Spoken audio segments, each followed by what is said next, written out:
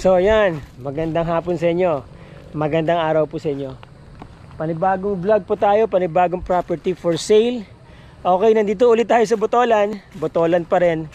Marami talagang binibenta dito sa Botolan ngayon eh. Marami po kasing mga nasa abroad na, kaya binibenta na nila yung kanilang mga properties, no? Ngayon, ito pong property na to is for sale. Yan, no? Meron na kayong irigasyon. Pwede kayong maglagay ng fish pond dito. Pwede nyo pong i-harness itong blessing na to, ng tubig na to, no? Dire-diretso yan, may tubig papunta dun, no? Yun. Okay, hindi po ito natutuyuan maski summer. Hindi rin po ito bumabaha dahil controlled ang tubig dito. Okay. Alam nyo, kapag meron kayong mga tanim na ganito, palibot ng bahay ninyo, malamig, Madre de Cacao. Marami ring gamit po yan para sa mga kati-kati. Nung panahon namin nagkakahoy pa kami, magandang panggatong yan, maganda ring uling. Tapos yung pinaka puno nito, itong nandito, yung pinaka puno na yan, napakatigas niyan, ginagawang katam, planer. Okay, so yan, ito yung kalsada. Ito po ay mga 10 minutes nasa National Highway na kayo. Itong rough road dito, ito lang naman yan, a few meters lang yan doon, sementado na po. Konting rough road lang yan, mga tingin ko nasa 100 o 250 meters. Ganun lang kalayo yan. Nasa concrete road na palabas doon, tapos National Highway na. Okay. So malaki pong property ha. Wala naman talaga masyado makita, pero kasi nga ang kagandahan nito, meron po kayong tubig na, ayan oh. Tsaka ito pagka summer, hindi po ito nagbabago ng kulay, kulay green lang talaga. Kaya marami kayong pwedeng gawin dito kasi maganda ang tubig. Ayan oh. Iaayos nyo lang yung flow ng tubig. I-develop lang yan. Oh. Galing po sa irigasyon yung tubig na yan. Ayan. O kung magtatanim kayo rito ng mga fruit bearings or crops na nagre-require ng tubig all year round, napakagandang area nito. Tapos partially pwede nyo ring i-develop sa subdivision, no? Titled po yan hanggang dun sa may puno na yun, pag ganun. Yan. Tapos may kalsada dun, no? Okay, so basically parang meron ka, pwede mo maging frontage yun, pwede rin maging frontage to, no? Alright, so tignan natin sa drone shots kung anong itsura ng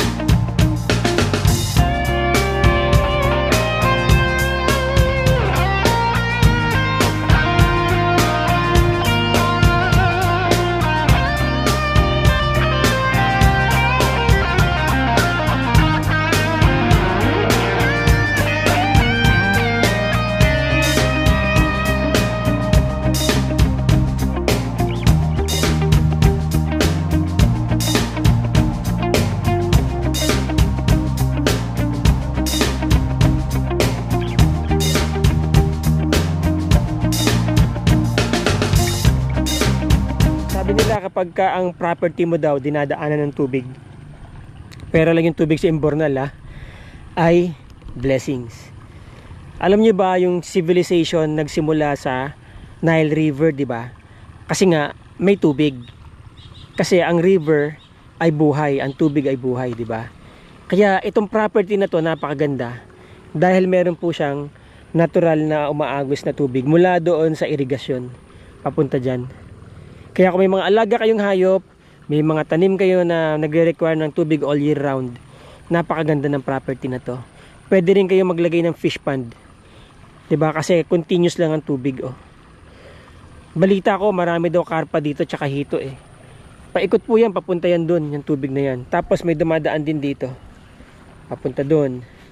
Yan, tapos may parang lawa-lawa dyan, makikita nyo doon sa drone. Okay. Ang property ay nasa 5 hectares total po yan, 2 titulo. Binibenta po ng 25 million. Clean title po yan. Clean titles, 2 title. Napakaganda ng property na to. Ang advantage po kasi kapag kakagaya niyan, wala pang mga tanim na puno, no? Wala pang mga nakalagay. Pwedeng masunod yung gusto ninyo, 'di ba? As year go on, as years pass by, nakakapagtanim kayo, unti-unti nyo na i-develop, or pwede nyo rin agarang i-develop, 'di ba? Kagaya niyan, no? May mga tubig na, aayusin nyo lang yung flow ng mga tubig na yan, ng waterways na yan, ano? Yan, papunta dyan. Ang korte ng property dyan, tapos medyo pumasok doon, may 9,000 doon. Ito ay 4,100 or 4.1 hectares or 41,000 square meters. Tapos yun ay 9,000 square meters. Dito may kalsada, tapos kalsada rin yan. So yung dalawang sides may kalsada, no? Yun yung corner. Tapos from here, yan po yung pinaka boundary niya. From there, about 5 to 8 minutes to 10 minutes nasa town proper na kayo ng Botolan, nasa National Highway na kayo. Itong side na to, mga nasa 100, I think nasa 180 siguro yan, or 200 meters ang kanyang sides, no? Pero na lang yung 9,000 square meters doon. Medyo nakakabit yun dito sa property. So ayan, yan po yung property. Okay, sa presyo niya, sa laki ng property, sa presyo niya, mura na siya kasi lumalabas lang na 500 pesos per square meter. Pwede po kayong pwede nyo tong i-conditional sale, sabi ng may-ari, ano. Tapos wala na kayong problemahin sa transfer, sila na pong bahala dun sa transfer. Again, kung interesado po kayo sa property na to, andyan lang po yung aking contact number. Yan ang aking Viber, WhatsApp, at saka Globe, at saka ang aking email. Ang aking Facebook description, ang aking Facebook link, nandyan po sa description.